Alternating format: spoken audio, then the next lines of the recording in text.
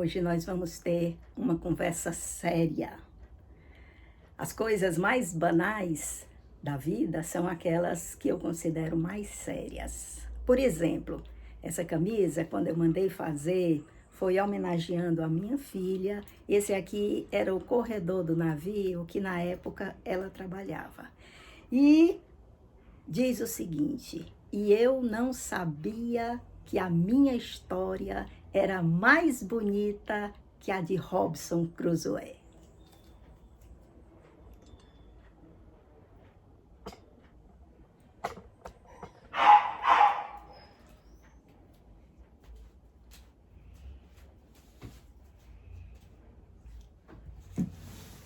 Olha só o que acabou de chegar. Aquilo que eu estava esperando, que eu falei para vocês no último vídeo, que chegaria essa semana.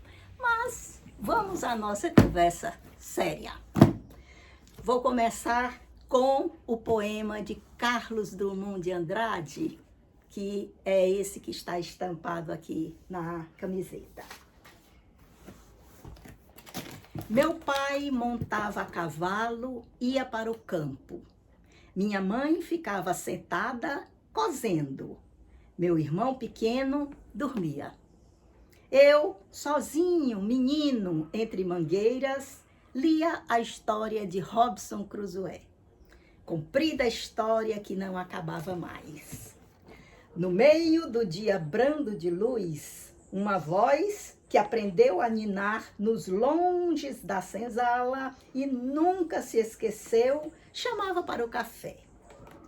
Café preto, que nem a preta velha, café gostoso, café bom.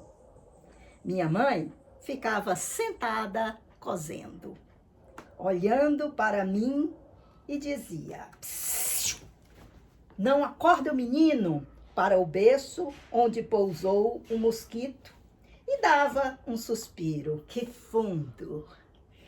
Lá longe, meu pai campeava no mato sem fim da fazenda, e eu não sabia que a minha história era mais bonita que a de Robinson Crusoe.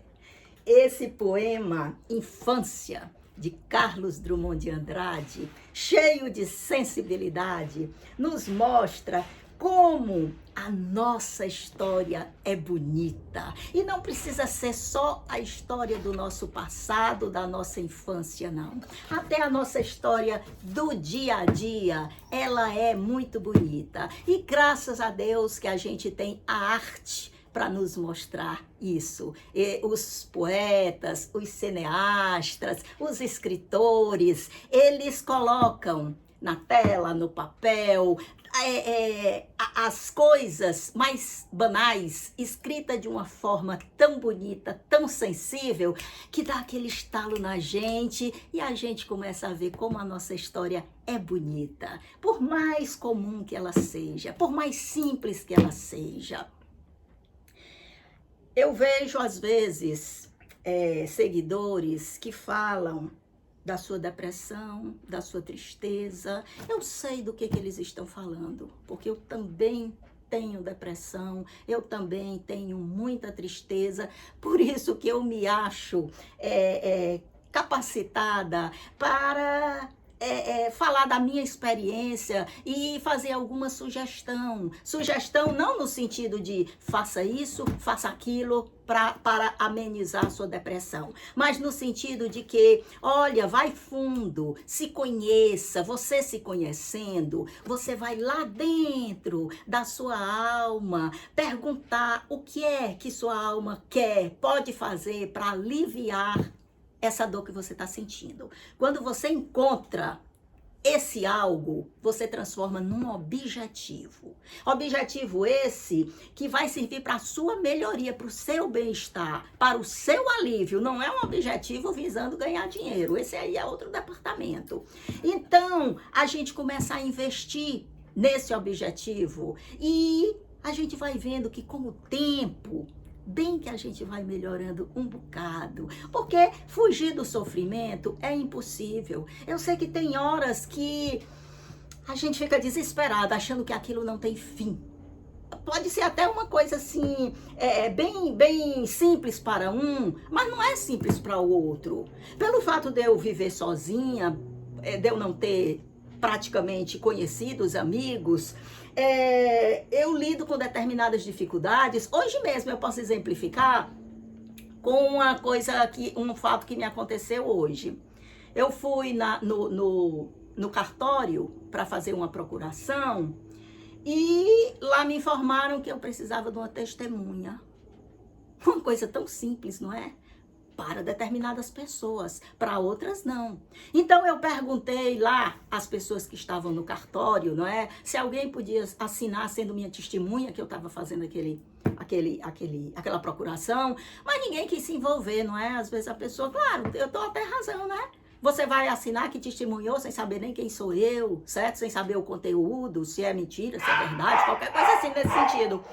Aí eu fiquei assim, tão aperreada, aí eu fui falar com o funcionário do banco, ele disse, olha, a gente é proibido de fazer isso, mas a senhora pode ir lá fora, pode falar com o rapaz que toma conta, flanelinha, né, que toma conta dos carros, sabe lá se ele não te ajuda? Aí eu fui atrás dele, já que as pessoas que eu falei lá do cartório, que estavam lá, não funcionários, né? Eu falei com esse rapaz, o grandão, e o grandão disse que faria com todo prazer, porém ele tinha perdido a identidade dele e estava só com o BO. Eu voltei de novo no cartório, mas eles não aceitavam o BO. E eu fiquei desesperado, o que é que eu faço? Cheguei a ligar ainda para 2 pessoas conhecidas minhas, uma não atendeu, a outra estava ocupada, não pôde ir. Quer dizer, uma coisa aparentemente simples, mas para uma pessoa que vive só, que é sozinha, que não tem com quem contar, isso se tornou difícil. Eu não conheço nem meus vizinhos, só de vista, mas não de falar a ponto de pedir um favor desse, não é? E o que veio na minha cabeça imediatamente, quer dizer, você tá naquela dificuldade, eu sentada sem saber como resolver o problema, veio na minha cabeça ligar para o motorista de táxi que me levou. Ele me ligou perguntando qual era o número da casa para me pegar, e o número dele estava registrado, né? Aí eu fui lá no celular, liguei para ele, aí expliquei para ele a situação, quem eu era, que ele tinha acabado de me deixar no cartório. E para minha surpresa, ele foi altamente simpático, prestativo e prometeu, quando acabasse a corrida que ele estava fazendo, voltava no cartório e faria isso por mim.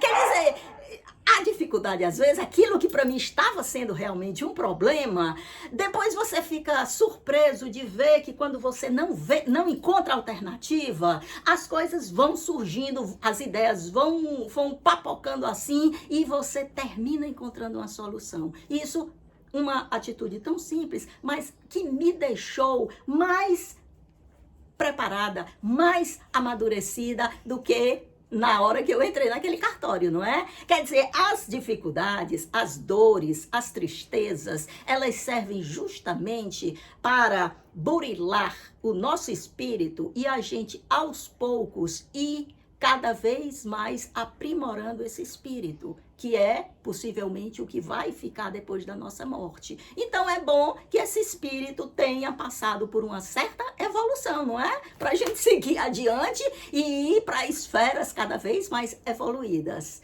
Então isso foi só um exemplo que eu quis dar para vocês de como ninguém está livre das doenças, das mortes, das dificuldades, mas elas têm uma razão de ser. Geralmente, aquela pessoa que não passa por nada disso, ela fica eternamente uma criança dependente dos outros. E eu acredito que não seja isso que você quer para a sua vida, não é? Robinson Crusoe é esse livrinho aqui.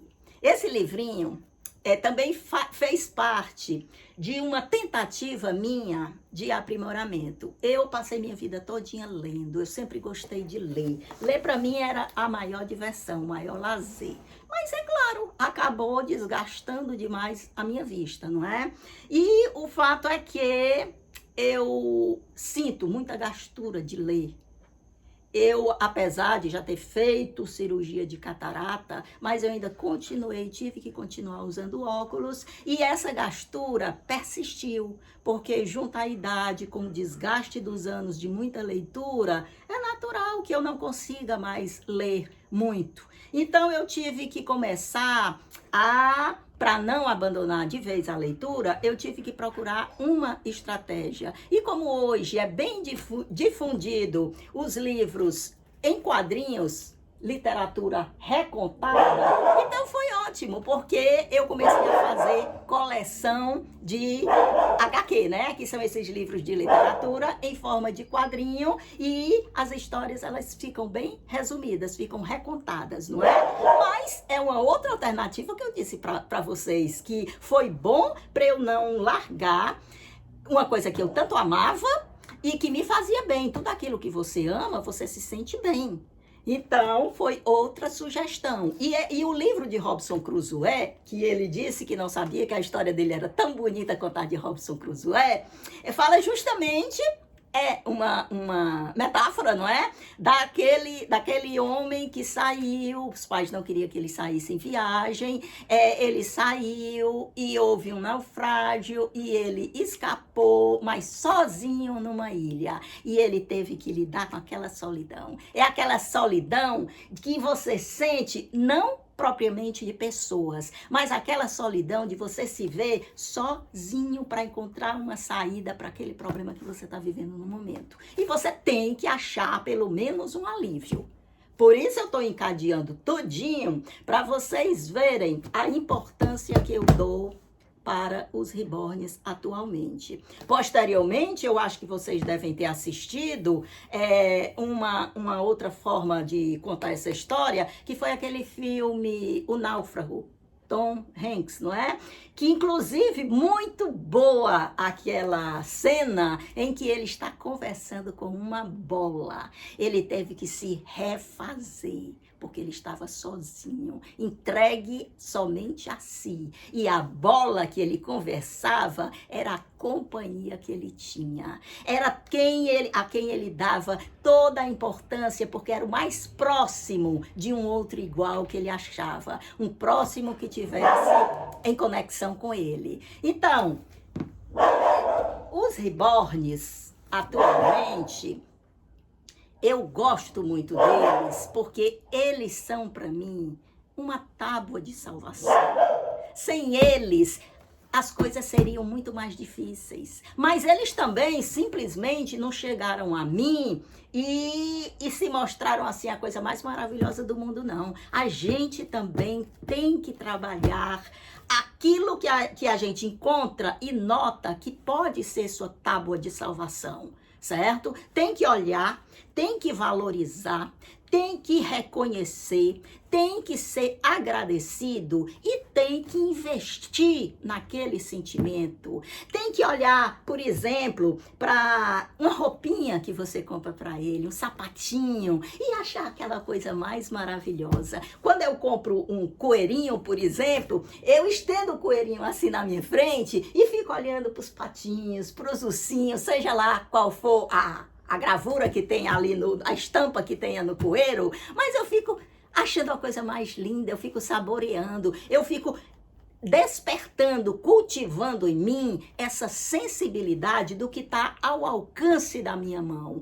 Minha gente, se a gente não fizer isso, não vai chegar ninguém para ensinar a gente a ter essa capacidade de sobrevivência.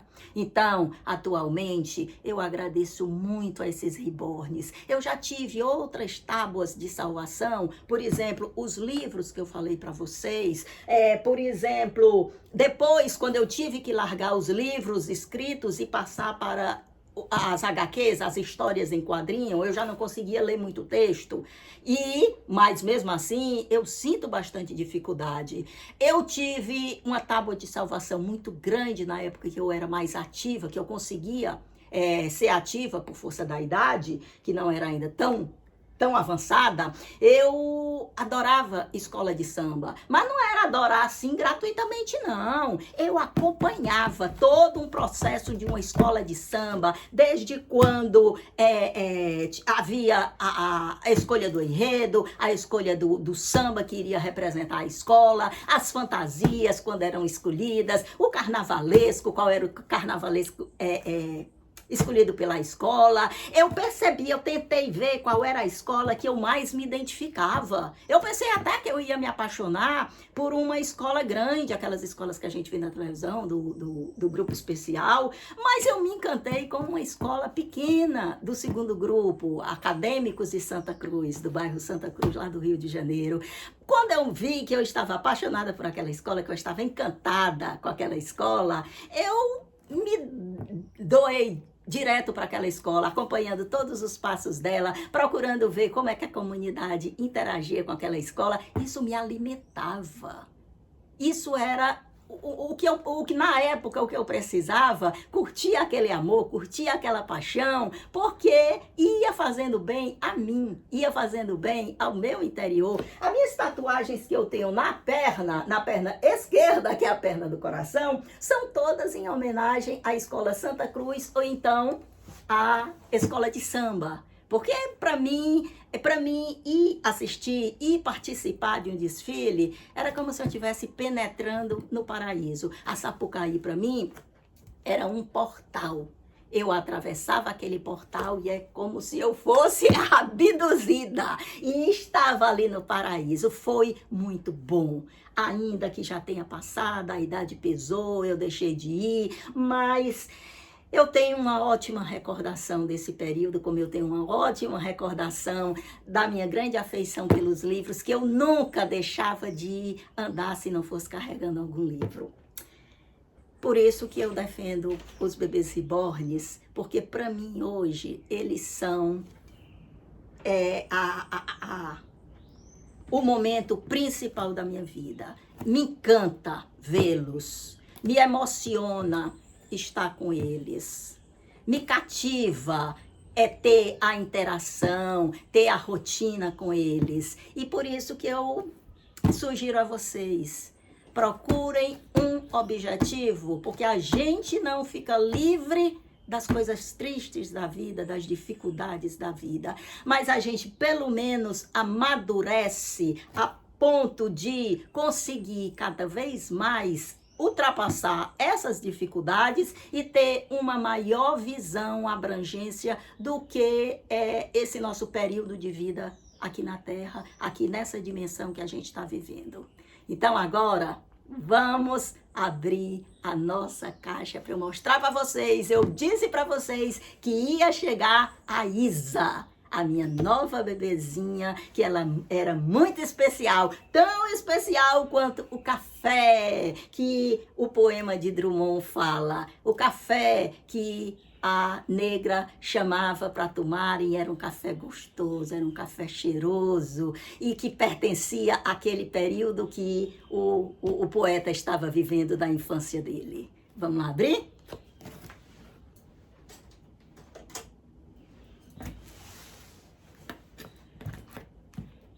Não sei nem como começar. Mais uma vez, eu quero agradecer aqui a todas as cegonhas que conseguem nos encantar com esse seu trabalho artístico e, em particular, a minha cegonha, Patti Reborn, porque não tem como não associar ela, já que as minhas bebês são feitas sempre com muito carinho, com muita atenção e com muita arte, principalmente, não é?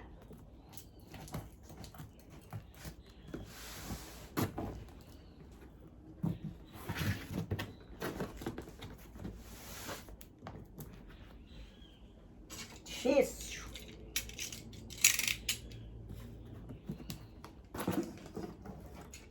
Gente, eu não tô sabendo não. Eu vou abrir aqui porque eu não tô encontrando o final da caixa.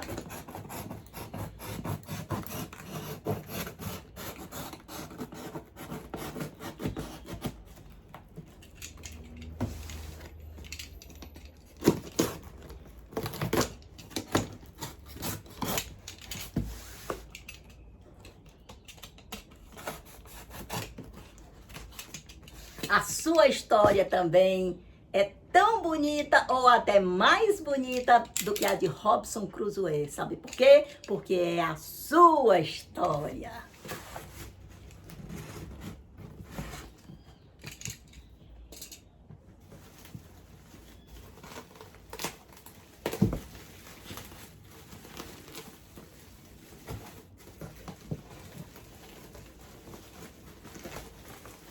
Pessoal, eu preciso explicar uma coisa.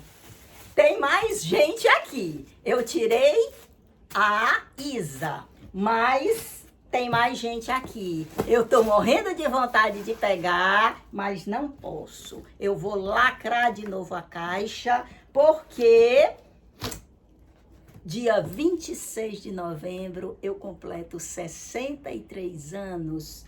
E é claro que eu vou ficar triste sem a presença da minha filha, que é a minha única companheira. Então, esses aqui vão ter que ficar guardadinho para o dia 26. A gente voltar a abrir a caixa e a gente viver a emoção desses bebês maravilhosos. Vai ser difícil, mas falta tão pouco tempo, não é? Então, a caixinha vai ser guardada e eu vou mostrar para vocês hoje a Isa, que é a bebezinha que eu havia prometido que iria mostrar primeiramente para vocês. Olha que linda! Vamos ver o que é que a Isa tem de especial, de tão especial.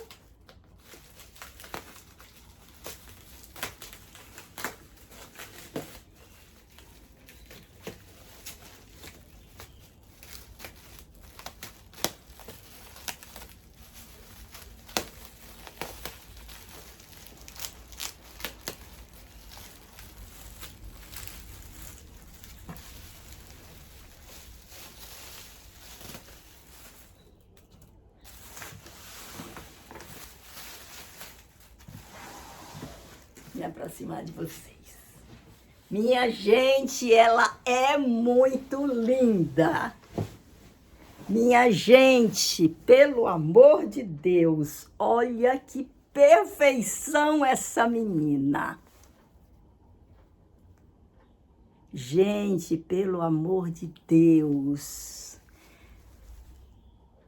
Me diga se a gente não consegue ultrapassar todas as dificuldades quando a gente se empenha em ter algum objetivo, algum ideal. Está belíssimo, não está, Isa? A gente esperou tanto para ver, não é? Então vamos curtir mais um pouquinho.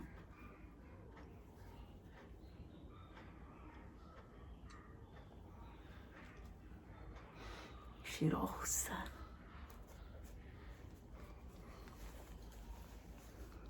Era quem estava faltando para minha coleção. Eu já tinha o moreno claro, eu já tinha o ruivo, eu já tinha o louro. Estava faltando a minha moreninha, a minha Isa.